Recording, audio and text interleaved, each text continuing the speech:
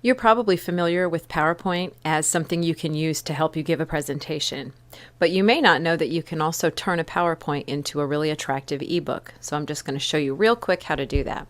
I'm starting with a blank presentation.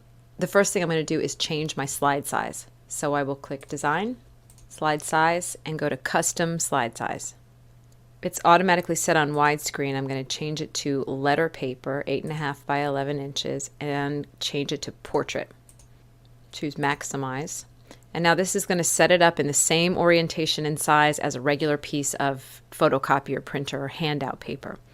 I'm going to get rid of these automatic text boxes to start with, and now we just have a fresh, clean piece of paper. So I'm just going to show you a few basic things that you can do to make this look like a book. First, let's add a little bit of color. I'm going to hit Insert, Shapes, and I'm going to just put a rectangle in here. I'm going to click Shape Fill and just pick a color for that. I'm going to get rid of the outline. So this is just a bar of color at the top. Maybe we'll put another bar of color along the side. Suppose I don't want that blue to be on the top. What I can do is click on the green, right click on it, and choose Bring to Front, and that'll put the green on top. I'm going to give my book a title, insert a text box, put it right up here. Right now that's pretty tiny, so we will make that bigger. I'm going to make it white, and I'll change the font style. Then we need some text. If this is a book, it should have some text. So we will add another text box. I'm going to make the size of that smaller and choose a different font.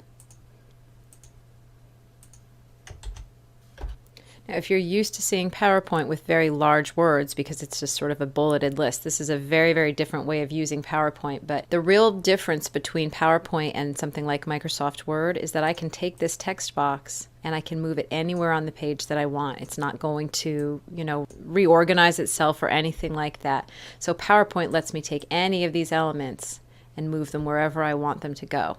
So it's just more flexible for something like this. So let's suppose I want to have 2 columns of text. Maybe I want to have this here. And I just copied that box and pasted it over. And you can put quite a bit of text in. I can also insert an image if I want to. I just go to the Insert menu, and I would just resize my picture, or I could even crop it and then resize it so that it fits nicely into that space, and it's starting to look like something like a newsletter or a book. So I've got one page that looks sort of done. What if I want my second page to look similar? What I can do is just take that slide over here. I click on the thumbnail, right click on it, and choose Duplicate Slide. Then I get the exact same style. Maybe on this second page I want to rearrange things a little bit. I want to go maybe with this thing over on this side and move all of these elements over here. I'm clicking and holding down the Shift key to select all of these things, and then just using my arrow key to scoot it over, move the title. So all of these things can be moved to wherever you want. Maybe I'll replace that picture with something else. And maybe I want to organize my columns the opposite of the way I did it on the last page. So I'll move this one over here, move this one over here, and take this and put it over there. So now I've got a second page.